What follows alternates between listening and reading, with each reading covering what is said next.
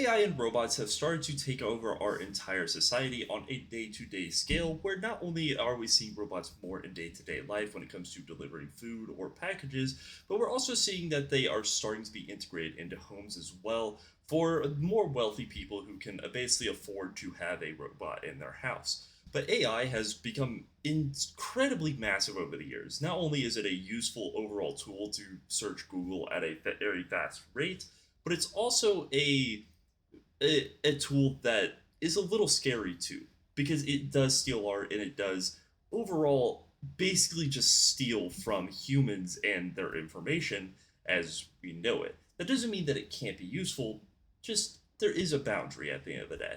And this is the same thing for robots as well. They can be incredibly useful, but what boundary are humans willing to cross for a robot to be in their home? And how much are you willing to spend? Now, there is some implications behind a robot. Now, if you don't know what I'm talking about, it's basically stuff like this, where it's just straight up a robot for reference. We will get into that in just a second. But when we're talking about what are the utilities, it's really, really good for, let's say, disabled people.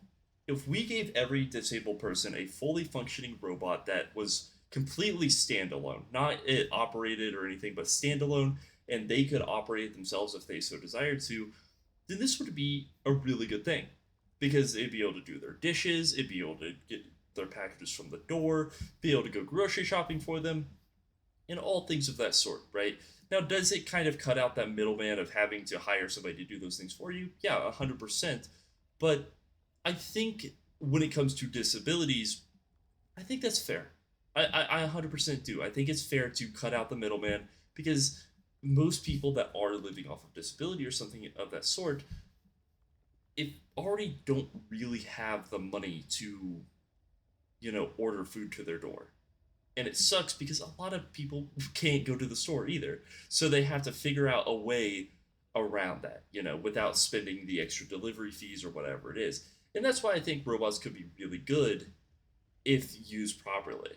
But the issue is they're not being used properly. We're taking a tool that could be amazing, right? We could have this implemented in every single home around the world. Not currently, I think they're a little scary and a little bit freaky deaky for my own liking.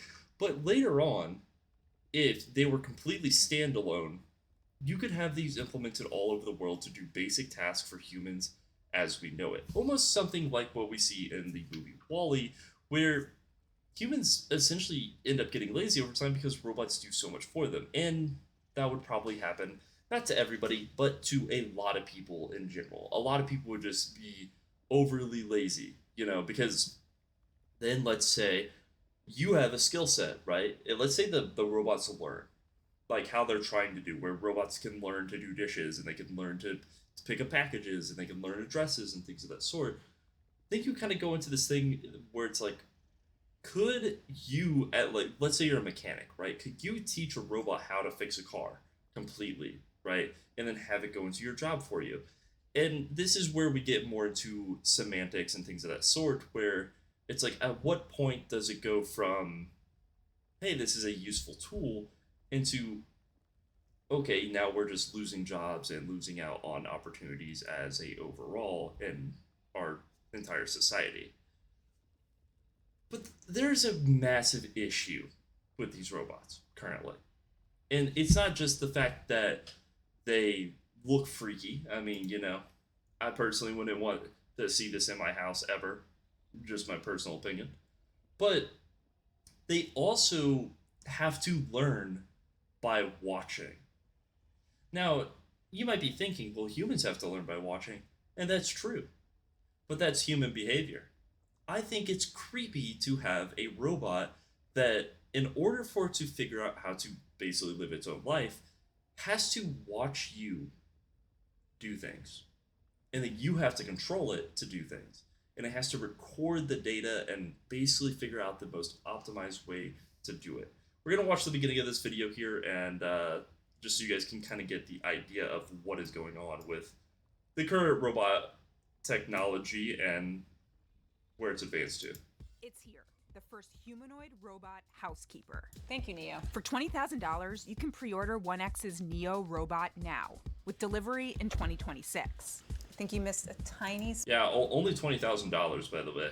You know, casual chump change for everybody in the entire universe, 100%. spot over here. Just one little catch. There may be a human behind the curtain, pulling the robot's strings. If I Yeah, throw up, that's will the creepy. robot throw up? A company representative may need to peer into your house via Neo's camera eyes to get things done. To many. Yeah, no. Now, this is obviously a beta test, and obviously this isn't what overall robots should be in the first place, is somebody peering into your house. But this is the number one fear, is that it's your robot, you own it, but technically you don't, because someone else can still control the robot. People. This is crazy. You have to be okay with this for the product to be useful. But is Neo a useful product? We're twinning now. No. Home robots have had two big challenges: creating a safe and capable body and a smart brain. 1X is taking on both of those, which is why Okay. Neo looks so different from a more And these are the robots that we are seeing in a lot of warehouses now, by the way, to kind of give you guys a good representation. These are the ones they're working on being in the homes, more humanoid, more easy to access, and then these are the ones that they're putting in warehouses that they don't care about looking humanoid. They're programming them for a direct function. Which are these robots? I've actually talked to some of my friends that have worked with some of these before, and they say they're pretty cool. Like, they can't do everything. There's still a lot of jobs in the market that you have to fill in the gaps for these robots, but they do basic tasks like moving containers or moving one thing from one place to another. So they're pretty good. Honestly, I think this was a good advancement in our society because it takes out more hazardous jobs, I'll say, right? Like, you know, technically you should never lift above, I think, 50 pounds above your head for a long period of time, like ever in your entire life. So when you're working at like a warehouse, like I used to, there was multiple times where I would have to lift 50 pounds above my head for an extended period of time, and these robots are supposed to cut out that. Not these guys though. industrial factory robot. Neo, it's 70 degrees here in California. Why are you wearing a sweater? Good question. Burnt, why am I wearing a sweater?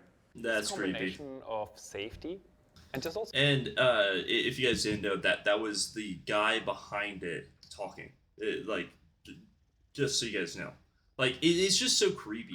It really, really is. And everybody is working on robots because everybody thinks robots are the future. And frankly, I think that AI and robots are going to be very, very prevalent in our future.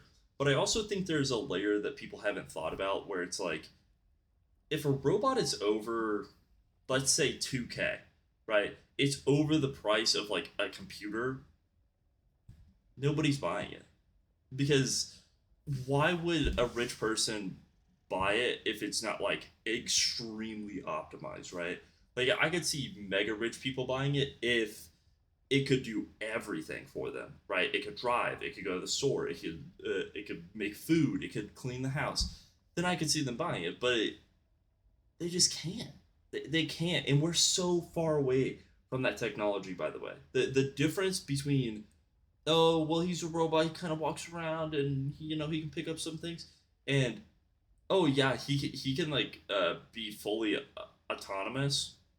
We are so far away from that technology as a whole, because AI doesn't train that way. Like just frankly, it doesn't train 100% that way.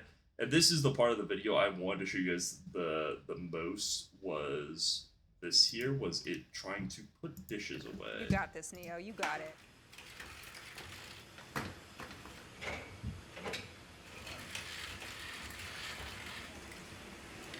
Now, obviously, this is in beta test, and this is kind of version 1, I will say.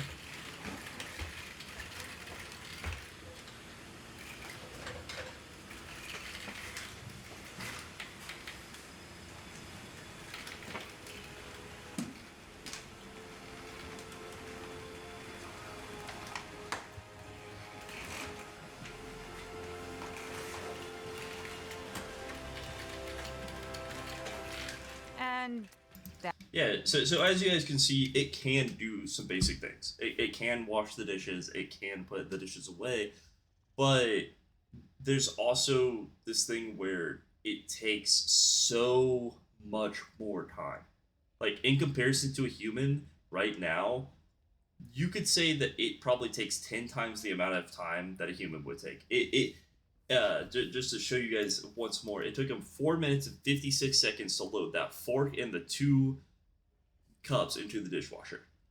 If I went downstairs and I did that right now, maybe take me 30 seconds tops. Probably not even, like realistically, because I'd probably have both the cups in one hand, I'd have the fork in the other, I'd open the dishwasher with the fork hand, and then I'd drop it all in. It'd probably take like 15 seconds. So this is kind of what I mean, where robots can be useful, and I think every single person who watched, the movie Robots growing up, or iRobot, or basically anything with robots, can objectively look at this and be like, okay, it's a cool concept. It's a cool idea. But when do we go from this is cool to this is creepy or this is actually useful? And I just don't think we physically have the technology to make robots useful in that way. Like, even if, like, let's say he gets fully programmed and he can do everything by himself, he's not going to be able to do it well. Like you have to make these robots out of insane parts. Those robots you guys see in factories are made out of like really expensive material. Now I have never worked on those robots. I have built robots before, like in the past, but nothing like this. This is way past my expertise in how they work. But just from what I can tell right now, the most I imagine robots are going to be able to realistically do in a timely fashion is deliver packages. Because when it comes to delivering packages, we already have the ability to have drones do it. So I imagine it would be pretty simple to program a robot to stop at a direct address and then literally walk out of a bus with the package labeled for that address and just like slowly walk up to the door. I feel like that'd be pretty simple in itself. But yeah, this is all I really want to share today. I just want to show you guys kind of the advancement robots we're going on and how creepy they look, in my personal opinion. I don't want a robot to look humanoid at all. I think this is already borderline like C3PO, and but they're trying to make it too human, in my personal opinion. They should just make it look like C3PO. I think I'd be fine with that, like 100%. I think if they did like C3PO, yeah, I don't remember the later versions of what C3PO were, but like when he can actually move his arms and like he's a fully functioning robot that can like do stuff, that'd be cool. And then you'd be like, bro, he's a robot. Like, that's sick. I don't want something that looks like a skinwalker in my house. Just saying. But yeah, thank you guys for watching. And I don't know, you want to get a robot for your house? Let me know. Have a good night, everybody. Peace.